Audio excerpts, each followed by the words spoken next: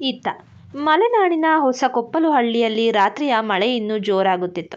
ಶಾರದಮ್ಮ ಮನೆಯ ಬಾಗಿಲು ತೆಗೆಯದೇ ಇದ್ದುದರಿಂದ ಮಿಲನ ಮನೆಯ ಜಗಲಿಯ ಮೇಲೆಯೇ ಕುಳಿತು ಅಳುತ್ತಿದ್ದಳು.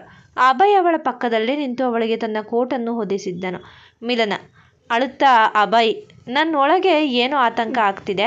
ಅಮ್ಮ ಮನೆಯೊಳಗೆ ಯಾವುದೇ ಸದ್ದು ಮಾಡ್ತಿಲ್ಲ. ಅವರು ಏನಾದರೂ ತಪ್ಪು ನಿರ್ಧಾರ ತಗೊಂಡ್ರೆ ನಾನು ಬದುಕಲ್ಲ ಅಭಯ್ ಇನ್ನೂ ತಡೆಯಲಾರದೆ ಮನೆಯ ಹಿಂಬದಿಯ ಬಾಗಿಲಿನ ಕಡೆಗೆ ಹೋದನು. ಅವನು ತನ್ನ ಇಡೀ ಶಕ್ತಿಯನ್ನು ಬಳಸಿ ಆ ಹಳೆಯ ಮರದ ಬಾಗಿಲನ್ನು ಜೋರಾಗಿ ತಳ್ಳಿದನು. ಟಪ್ ಎದ್ದು ಬಾಗಿಲಿನ ಚಿಲಕ ಒಡೆದು ಒಳಗೆ ಬಿತ್ತು. ಅಭಯ್ ಮತ್ತು ಮಿಲನ ಇಬ್ಬರು ಮನೆಯೊಳಗೆ ಓಡಿದಾಗ ಅಲ್ಲಿ ಶಾರದಮ್ಮ ದೇವರ ಮನೆಯ ಮುಂದೆ ಪ್ರಜ್ಞೆ ತಪ್ಪಿ ಬಿದ್ದಿರುವುದು ಕಂಡಿತು. ಅವರ ಕೈಯಲ್ಲಿ ವಿಷದ ಬಾಟಲಿ ಇತ್ತು. ಆದರೆ ಅದೃಷ್ಟವಶಾತ್ ಅವರು ಅದನ್ನು ಇನ್ನೂ ಕುಡಿದಿರಲಿಲ್ಲ. ಮರ್ಯಾದೆಯ ಆಘಾತಕ್ಕೆ ಅವರ BP, ರಕ್ತದ ಒತ್ತಡ ಜಾಸ್ತಿಯಾಗಿರೋ ಅವರು ಅಲ್ಲಿಯೇ ಮೂರ್ಛೆ ಹೋಗಿದ್ರು. ಮಿಲನ ಅಮ್ಮನ ತಬ್ಬಿಕೊಂಡು ಜೋರಾಗಿ ಕಿಚ್ಚುತ್ತಾ, ಅಮ್ಮ ಕಣ್ಬಿಡು ಅಮ್ಮ, ಏನಾಯ್ತು ನಿನಗೆ? ಅಭಯ್ ಪ್ಲೀಸ್ ಅಮ್ಮನನ್ನು ಬಚಾವ್ ಮಾಡಿ. ಅಭಯ್ ತಕ್ಷಣ ಶಾರದಮ್ಮನ ಎತ್ತಿಕೊಂಡು ತನ್ನ ಜೀಪ್ನ ಹಿಂಬದಿಯ ಸೀಟಿನಲ್ಲಿ ಮಲಗಿಸಿದನು. ಮಿಲನ ಅವರ ತಲೆಯನ್ನು ತನ್ನ ಮಡಲಲ್ಲಿ ಇಟ್ಟುಕೊಂಡಳು. ಅಭಯ್ ಜೀಪನ್ನು ತಕ್ಷಣ ಹತ್ತಿರದ ಮೈಸೂರಿನ ಸಿಟಿ ಆಸ್ಪತ್ರೆಯ ಕಡೆಗೆ ಅತಿ ವೇಗವಾಗಿ ಚಲಾಯಿಸಿದನು. ರಾತ್ರಿ 11 ಗಂಟೆಯ ಸಮಯಕ್ಕೆ ಮೈಸೂರಿನ ಸೇಂಟ್ ಮೇರೀಸ್ ಆಸ್ಪತ್ರೆಯ ಎಮರ್ಜೆನ್ಸಿ ವಾರ್ಡ್ಗೆ ಶಾರದಮ್ಮನನ್ನು ಸೇರಿಸಲಾಯಿತು. ಡಾಕ್ಟರ್ಸ್ ಅವರಿಗೆ ತಕ್ಷಣ ಚಿಕಿತ್ಸೆ ನೀಡಲು ಶುರು ಮಾಡಿದ್ರು. ಮಿಲನ ICU ಬಾಗಿಲ ಬಳಿ ನಿಂತು ಕಣ್ಣೀರು ಹಾಕ್ತಿದ್ಲು. ಅಭಯ್ ಅವಳ ಹೆಗಲ ಮೇಲೆ ಕೈ ಇಟ್ಟು ಸಮಾಧಾನ ಮಾಡುತ್ತಿದ್ದನು. ಅಷ್ಟರಲ್ಲೇ ಆಸ್ಪತ್ರೆಯ ಕಾರಿಡಾರ್ನಲ್ಲಿ ಬ್ಯೂಟ್ಗಳ ಸದ್ದು ಜೋರಾಗಿ ಕೇಳಿಸಿತ್ತು. ಇನ್ಸ್ಪೆಕ್ಟರ್ ಆರ್ಯನ್ ತನ್ನ ಪೊಲೀಸ್ ಯೂನಿಫಾರ್ಮ್ ಗತ್ತಿನಲ್ಲಿ ಅಲ್ಲಿಗೆ ಬಂದಿಳಿದನು. ವಿಕ್ರಮ್ ಮೂಲಕ ಶಾರದಮ್ಮ ಆಸ್ಪತ್ರೆಗೆ ಸೇರಿರುವ ಮಾಹಿತಿ ಆರ್ಯನ್ಗೆ ಸಿಕ್ಕಿತ್ತು. ಅಭಯ್ ವರ್ಮಾ ತಿರುಗಿ ನೋಡಿದಾಗ ಎದುರಿಗೆ ನಿಂತಿದ್ದ ಆ ಖಡಕ್ ಪೊಲೀಸ್ ಅಧಿಕಾರಿ ಆರ್ಯನ್ ಕಂಡನು. ಇಬ್ಬರು ಸಿಂಹಗಳಂತಹ ವ್ಯಕ್ತಿಗಳು ಮೊದಲ ಬಾರಿಗೆ ಮುಖಾಮುಖಿಯಾಗಿದ್ದರು. ಇಬ್ಬರ ಕಣ್ಣುಗಳಲ್ಲೂ ಒಂದು ವಿಚಿತ್ರವಾದ ತೇಜಸ್ಸಿತ್ತು. ಅಭಯ್ ಗಂಭೀರವಾಗಿ ಮುಂದೆ ಬಂದು, ಇನ್ಸ್ಪೆಕ್ಟರ್ ಆರ್ಯನ್, ವೀಣಾಳನ್ನು ಅರೆಸ್ಟ್ ಮಾಡಿದ್ದಕ್ಕೆ ಥ್ಯಾಂಕ್ಸ್. ಆದರೆ ಅವಳು ಮಾಡಿದ ಆ ವಿಡಿಯೋದಿಂದ ಇವತ್ತು ಮಿಲನಾಳ ತಾಯಿ ಇಲ್ಲಿ ಸಾವು ಬದುಕಿನ ಮಧ್ಯೆ ಹೋರಾಡ್ತಿದ್ದಾರೆ. ಆರ್ಯನ್ ಅಭಯ್ನ ಮಾತುಗಳನ್ನು ಕೇಳಿಸಿಕೊಳ್ಳುವ ಸ್ಥಿತಿಯಲ್ಲಿರಲಿಲ್ಲ. ಅವನ ಕಣ್ಣುಗಳು ನೇರವಾಗಿ ICU ಬಾಗಿಲ ಬಳಿ ಅಳುತ್ತಾ ನಿಂತಿದ್ದ ಮಿಲನಾಳ ಮುಖದ ಮೇಲೆ ಬಿದ್ದವು. ಆ ಮುಖ, ಆ ಮುಗ್ಧವಾದ ಕಣ್ಣುಗಳು. ಹೌದು, 5 ವರ್ಷಗಳ ಹಿಂದೆ ಹೈವೇ ಆಕ್ಸಿಡೆಂಟ್ನಲ್ಲಿ ತನ್ನ ಪ್ರಾಣ ಉಳಿಸಿದ ಆ ದೇವತೆ ಬೇರೆ ಯಾರೂ ಅಲ್ಲ, ಇದೇ ಮಿಲನ. ಆರ್ಯನ್ ನಿಧಾನವಾಗಿ ಮಿಲನಾಳ ಹತ್ತಿರ ನಡೆದನು. ಅವನ ಕೈಗಳು ಸಣ್ಣದಾಗಿ ನಡುಗುತ್ತಿದ್ವು. ಅವನು ತನ್ನ ಜೇಬಿನಿಂದ ಆ 5 ವರ್ಷಗಳಿಂದ ಪ್ರಾಣಕ್ಕಿಂತ ಹೆಚ್ಚಾಗಿ ಕಾಯ್ದಿಟ್ಟುಕೊಂಡಿದ್ದ ಮುರಿದ ಬಳೆಯನ್ನು ಹೊರಗೆ ತೆಗೆದನು. ಆರ್ಯನ್ ತುಂಬಾ ಭಾವುಕ ಧ್ವನಿಯಲ್ಲಿ ಮಿಲನ ಕಡೆ ನೋಡಿ, ಮಿಲನ, ಈ ಬಳೆ ನೆನಪಿದೆಯಾ? ಮಿಲನ ಒಮ್ಮೆಗೆ ಅಳುವುದನ್ನು ನಿಲ್ಲಿಸಿ ಆ ಮುರಿದ ಬಳೆಯನ್ನು ನೋಡಿದಳು. ಅವಳ ಕಣ್ಣುಗಳು ಆಶ್ಚರ್ಯದಿಂದ ಅರಳಿದವು. 5 ವರ್ಷಗಳ ಹಿಂದೆ ತಾನು ಹೈವೇಯಲ್ಲಿ ಬಿದ್ದಿದ್ದ ಕಾರಿನಿಂದ ಒಬ್ಬ ಪೊಲೀಸ್ ಹುಡುಗನನ್ನು ಪ್ರಾಣದ ಹಂಗು ತೊರೆದು ಕಾಪಾಡಿದ್ದು, ಆ ಟೈಮ್ನಲ್ಲಿ ತನ್ನ ಕೈಯಲ್ಲಿದ್ದ ಬಳೆ ಒಡೆದು ಅವನ ಕೈ ಮೇಲೆ ಬಿದ್ದಿದ್ದು ಒಮ್ಮೆಗೆ ನೆನಪಿಗೆ ಬಂತು. ಮಿಲನ್ ಆಶ್ಚರ್ಯದಿಂದ ಕಣ್ಣೀರು ಒರೆಸುತ್ತಾ, ನೀವೇನಾ ಆ ದಿನ ಆಕ್ಸಿಡೆಂಟ್ ಆಗಿದ್ದ ಆ ಆಫೀಸರ್? ಆರ್ಯನ್ ಕಣ್ಣುಗಳಲ್ಲಿ ತೇವ ತುಂಬಿಕೊಂಡು, ಹೌದು ಮಿಲನ, ಇಷ್ಟು ವರ್ಷದಿಂದ ನನ್ನ ಪ್ರಾಣ ಉಳಿಸಿದ ಆ ದೇವತೆ ಯಾರು ಅಂತ ಇಡೀ ಕರ್ನಾಟಕದಲ್ಲೇ ಹುಡುಕ್ತಿದೆ. ನನ್ನ ತಾಯಿ ಹತ್ತಿರ ಇವತ್ತೇ ನಿನ್ನ ಬಗ್ಗೆ ಮಾತಾಡಿ ಅಳ್ತಿದ್ದೆ. ಇವತ್ತು ಭಗವಂತ ನಿನ್ನನ್ನು ನನ್ನ ಎದುರು ತಂದು ನಿಲ್ಲಿಸಿದ್ದಾನೆ. ಪಕ್ಕದಲ್ಲೇ ನಿಂತಿದ್ದ ಅಭಯ್ ವರ್ಮಾಗೆ ಒಮ್ಮೆಗೆ ಆಘಾತವಾಯಿತು. ಮಿಲನ ಇಷ್ಟೊಂದು ದೊಡ್ಡ ಪೊಲೀಸ್ ಅಧಿಕಾರಿಯ ಪ್ರಾಣ ಉಳಿಸಿದ್ದಾಳೆ ಮತ್ತು ಇವರಿಬ್ಬರ ನಡುವೆ ಇಂತಹದೊಂದು ಹಳೆ ನಂಟು ಇದೆ ಎಂಬುದು ಅವನಿಗೆ ಈಗಷ್ಟೇ ತಿಳಿಯಿತು. ಮೈಸೂರಿನ ಆಸ್ಪತ್ರೆಯಲ್ಲಿ ಶಾರದಮ್ಮ ಗುಣಮುಖರಾದ ನಂತರ ಇನ್ಸ್ಪೆಕ್ಟರ್ ಆರ್ಯನ್ ಆಸ್ಪತ್ರೆಯ ಕಾರಿಡಾರ್ನಲ್ಲಿ ನಿಂತು ಅಭಯ್ ಮತ್ತು ಮಿಲನ ಇಬ್ಬರನ್ನು ಗಮನಿಸುತ್ತಿದ್ದನು. ಅಭಯ್ ತುಂಬಾ ಪ್ರೀತಿಯಿಂದ ಮಿಲನಾಳ ಕಣ್ಣೀರು ಒರೆಸುತ್ತಿದ್ದ ದೃಶ್ಯ ಮತ್ತು ಮಿಲನಾಳ ಕಣ್ಣುಗಳಲ್ಲಿ ಅಭಯ್ ವರ್ಮನಿಗಾಗಿ ತುಂಬಿದ್ದ ಆ ಪವಿತ್ರ ಒಲವನ್ನು ಆರ್ಯನ್ ಹತ್ತಿರದಿಂದ ಕಂಡನು. ಅವನ ಜೇಬಿನಲ್ಲಿ ಇನ್ನೂ ಆ ಮುರಿದ ಬಳೆ ಇತ್ತು. ತಾನು 5 ವರ್ಷಗಳಿಂದ ಪ್ರಾಣಕ್ಕಿಂತ ಹೆಚ್ಚಾಗಿ ಪ್ರೀತಿಸಿ ಅವಳನ್ನೇ ಮದುವೆಯಾಗಬೇಕು ಎಂದು ಕಾಯುತ್ತಿದ್ದ ಹುಡುಗಿ ಈ ಮಿಲನಾಳೆ ಆಗಿದ್ದರೂ ಇವತ್ತು ಅವಳು ಮತ್ತೊಬ್ಬನ ಜೀವವಾಗಿದ್ದಾಳೆ ಎಂಬ ಸತ್ಯ ಅವನಿಗೆ ಅರಿವಾಯಿತು.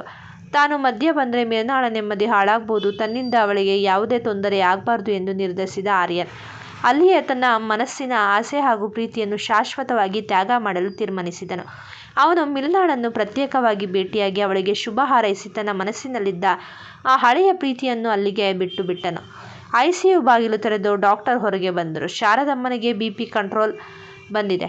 ಇವಾಗ ಅವರು ಪ್ರಜ್ಞೆಗೆ ಬಂದಿದ್ದಾರೆ. ನೀವು ಯಾರಾದರೂ ಒಬ್ಬರು ಹೋಗಿ ಮಾತನಾಡಬಹುದು ಎಂದರು. ಮಿಲನ ಅಭಯ್ ಮತ್ತು ಇನ್ಸ್ಪೆಕ್ಟರ್ ಆರ್ಯನ್ ಮೂವರು ಒಟ್ಟಿಗೆ ವಾರ್ಡ್ ಒಳಗೆ ಹೋದರು. ಬೆಡ್ ಮೇಲೆ ಮಲಗಿದ್ದ ಶಾರದಮ್ಮ ಕಣ್ಣು ಬಿಟ್ಟು ನೋಡಿದಾಗ ಎದುರಿಗೆ ಮಿಲನ ಮತ್ತು ಅಭಯ್ ಕಂಡರು. ಶಾರದಮ್ಮ ಮತ್ತೆ ಮುಖ ತಿರುಗಿಸಿಕೊಳ್ಳಲು ಹೋದರು. ಆದರೆ ಈ ಬಾರಿ ಇನ್ಸ್ಪೆಕ್ಟರ್ ಆರ್ಯನ್ ಮುಂದೆ ಬಂದನು.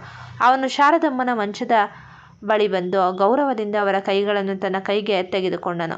ಆರ್ಯನ್, ಅಮ್ಮ ಶಾರದಮ್ಮನವರೇ, ನನ್ನ ಕಡೆ ನೋಡಿ. ನಾನು ಮೈಸೂರಿನ ಸೆಂಟ್ರಲ್ ಇನ್ಸ್ಪೆಕ್ಟರ್ ಆರ್ಯನ್.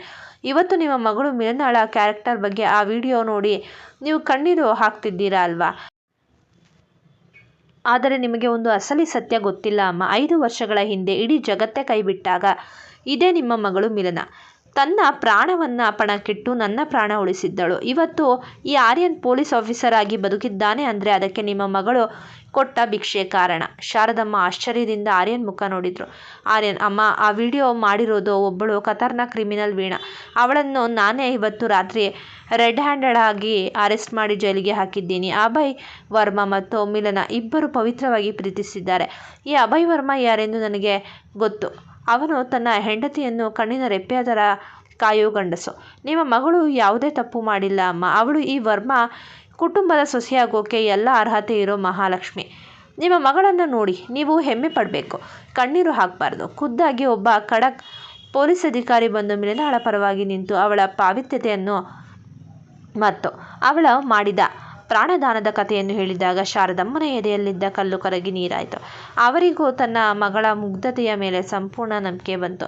ಶಾರದಮ್ಮ ಕಣ್ಣೀರು ಹಾಕುತ್ತಾ ಮಿಲನಾಳನ್ನು ಹತ್ತಿರ ಕರೆದು, ಮಗಳೇ ಮಿಲನ, ನನ್ನನ್ನು ಕ್ಷಮಿಸಿಬಿಡು ಮಗಳೇ. ಊರವರ ಮಾತು ಕೇಳಿ ಆ ಕಳ್ಳ ವಿಡಿಯೋ ನೋಡಿ ನಿನ್ನನ್ನು ತುಂಬ ನೋಯಿಸ್ಬಿಟ್ಟೆ ಎಂದು ಅವಳನ್ನು ಬಿಗಿಯಾಗಿ ಅಪ್ಪಿಕೊಂಡರು. ಮಿಲನ ತಾಯಿಯ ಎದೆಗೆ ಹೊರಗೆ ಜೋರಾಗಿ ಅತ್ತಳು. ಇಷ್ಟು ದಿನ ಇದ್ದ ಎಲ್ಲ ಕಂಟಕಗಳು ಒಂದೇ ಕ್ಷಣದಲ್ಲಿ ಕರಗಿ ಹೋಗಿದ್ದವು.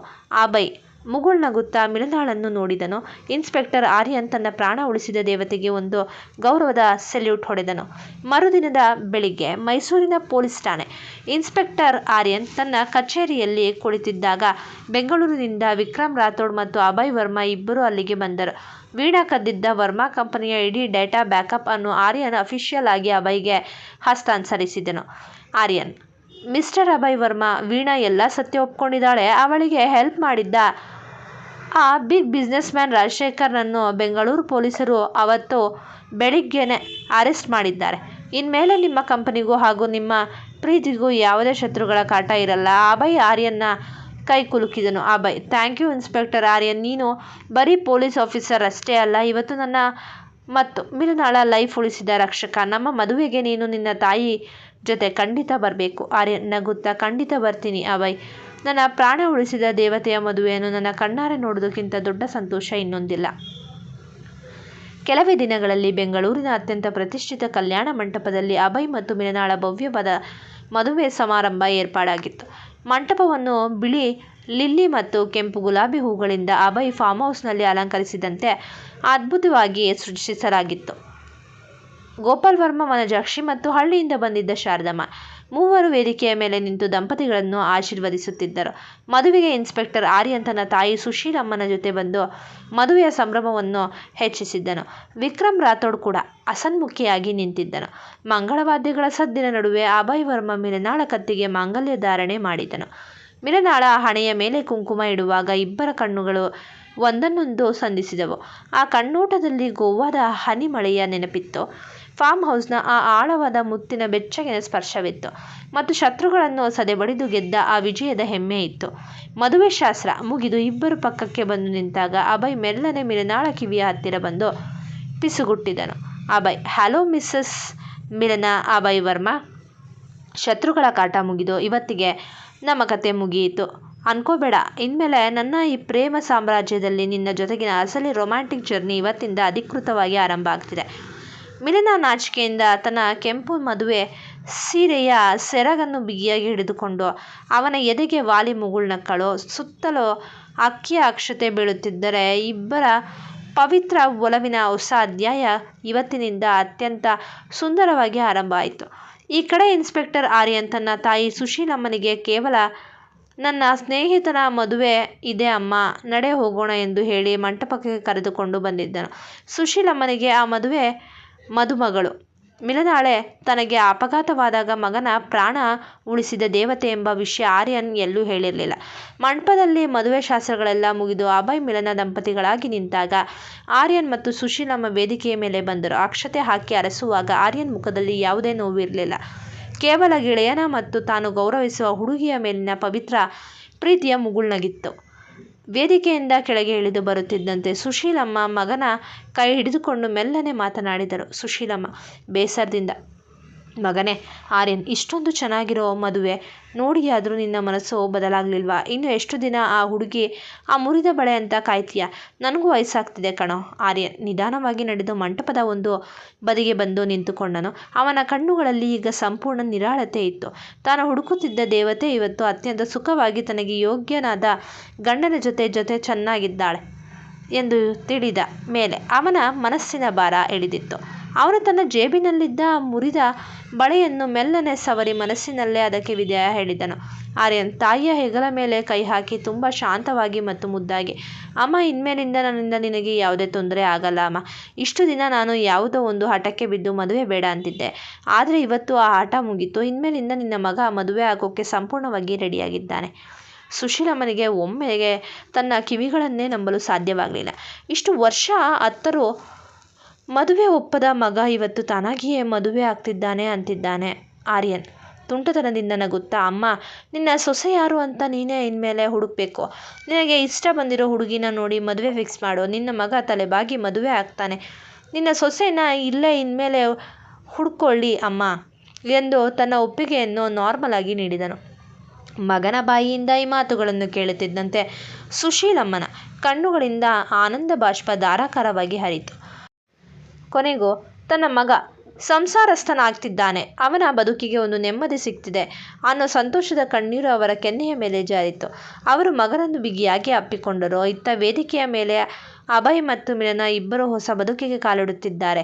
ಅತ್ತ ಆರ್ಯನ್ ತನ್ನ ಮಹೋನ್ನತ ತ್ಯಾಗದ ಮೂಲಕ ತನ್ನ ತಾಯಿಯ ಕಣ್ಣಲ್ಲಿ ಸಂತೋಷದ ಬೆಳಕನ್ನು ತಂದಿದ್ದನು. ಕತೆ ಇಲ್ಲಿಗೆ ಮುಕ್ತಾಯವಾಗಲಿಲ್ಲ. ಇದು ಕೇವಲ ಒಂದು ಅದ್ಭುತ ಪ್ರೇಮ ಸಾಮ್ರಾಜ್ಯದ ಹೊಸ ಆರಂಭ ಮಾತ್ರ. ಈ ಕತೆ ನಿಮಗೆ ಇಷ್ಟವಾಗಿದ್ದಲ್ಲಿ ಕತೆಯನ್ನು ಶೇರ್ ಮಾಡಿ, ಲೈಕ್ ಮಾಡಿ, ಸಬ್ಸ್ಕ್ರೈಬ್ ಮಾಡಿ, ನಮ್ಮ ಚಾನೆಲ್ಗೆ ಪ್ರೋತ್ಸಾಹಿಸಿ. ಧನ್ಯವಾದಗಳು.